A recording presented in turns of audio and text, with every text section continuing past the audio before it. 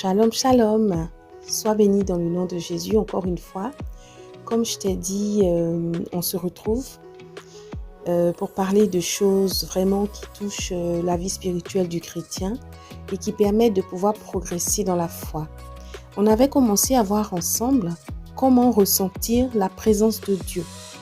Alors, la première partie nous a dit qu'il fallait accepter Jésus et avoir une routine de prière qui nous permettait vraiment de pouvoir conserver cette nouvelle habitude.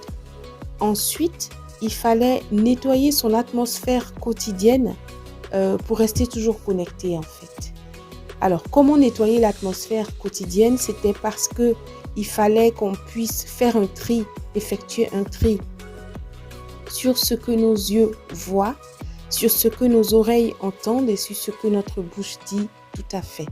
Aujourd'hui, nous allons voir la troisième et dernière partie qui est en fait être baptisé du Saint-Esprit.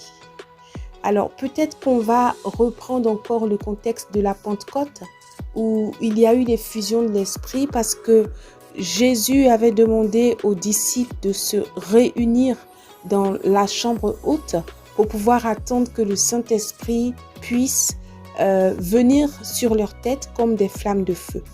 Alors, c'est parce qu'il est important pour le chrétien d'être baptisé du Saint-Esprit que Jésus a demandé aux disciples d'attendre tout ce temps-là.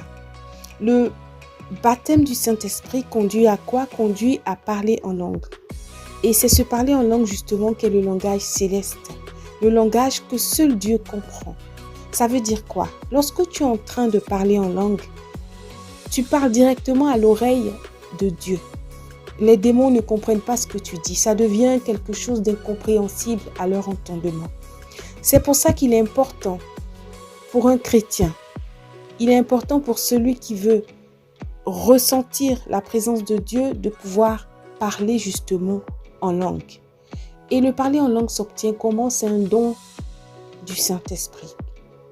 C'est quelque chose qu'on demande au Saint-Esprit. On demande au Saint-Esprit de nous remplir. En fait, il nous remplit à un tel point que ça se manifeste par un débordement qui est retrouvé totalement dans le parler en langue. C'est pour ça que certains, lorsqu'ils seront, par exemple, dans une atmosphère de gloire ou une atmosphère à l'église où il y a une manifestation puissante du Saint-Esprit, se mettront à parler en d'autres langues. Je n'ai pas dit que c'est l'interprétation des langues ou le don de pouvoir parler plusieurs langues, non, le parler en langue céleste. Alors, lorsque notre entendement a des limites, il est bon de pouvoir utiliser le parler en langue pour pouvoir prier longtemps dans la présence de Dieu. Voilà. Donc, plus on parle en langue, plus on parle le langage de Dieu, qui est évidemment le langage de son esprit. Et l'esprit de Dieu nous remplit tellement, il y a une plénitude de son esprit, de sorte à ce qu'on puisse exprimer cette plénitude par le parler en langue. Alors, c'est important pour le chrétien de parler en langue. C'est important de rester connecté avec le Saint-Esprit. Parce qu'il est écrit dans la parole de Dieu que l'Esprit exprime par des soupirs inexprimables ce dont notre cœur a besoin. L'Esprit réagit automatiquement pour pouvoir parler directement au Seigneur, pouvoir parler à l'oreille directe de Dieu et lui dire, selon la situation qu'on traverse, même des choses inimaginables auxquelles on n'aurait pas pensé, mais seul l'Esprit qui peut sonder les cœurs peut exprimer les choses. Alors, tu es vraiment gagnant de rechercher ce parler en langue. Parce que tu auras la capacité de t'exprimer dans ton entendement, c'est-à-dire dans ta langue maternelle, celle que tu utilises pour parler ou au quotidien. Et tu as la possibilité, lorsque cet entendement-là te dépasse, tu as la possibilité d'utiliser le parler en langue. Je voudrais revenir à Matthieu 6,6 qui dit « Mais quand tu pries, entre dans ta chambre, ferme ta porte et prie ton Père qui est là dans le lieu secret, et ton Père qui voit dans le secret te le rendra. » Ça veut dire que ce secret-là, il se trouve dans le parler en langue. Ce que tu dis a du secret est secret pour toute personne humaine, même pour les démons. Donc, on rentre vraiment dans Matthieu 6,6. Ton Père qui voit dans le secret te le rendra. Ça veut dire que ce que tu lui dis ça dans le secret. Personne ne sait. Donc, forcément, il va t'exaucer. Alors, je vais te donner un petit exercice. Et moi aussi, bien sûr, je vais l'appliquer.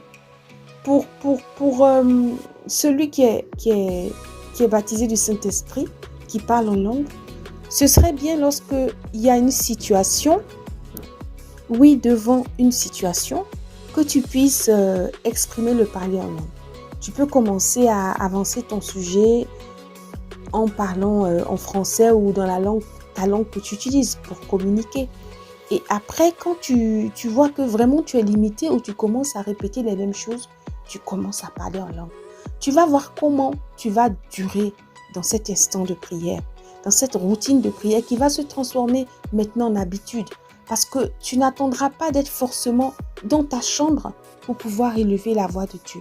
Ton corps qui est le temple du Saint-Esprit et qui niche le Saint-Esprit, dans lequel habite le Saint-Esprit, est déjà un temple.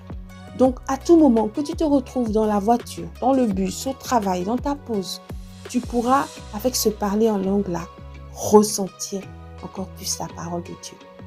Alors, j'espère que ces 3 capsules de vie sur comment ressentir la présence de Dieu vous auront fait du bien. Je crois que mon frère, tu es impacté par cela. Ma sœur, il y a quelque chose de nouveau aussi de ton côté. N'oublions pas, ressentons fort la présence de Dieu. Développons une vie de prière, une routine de prière qui nous permettra à coup sûr de transformer notre vie sur tous les plans. Sois béni.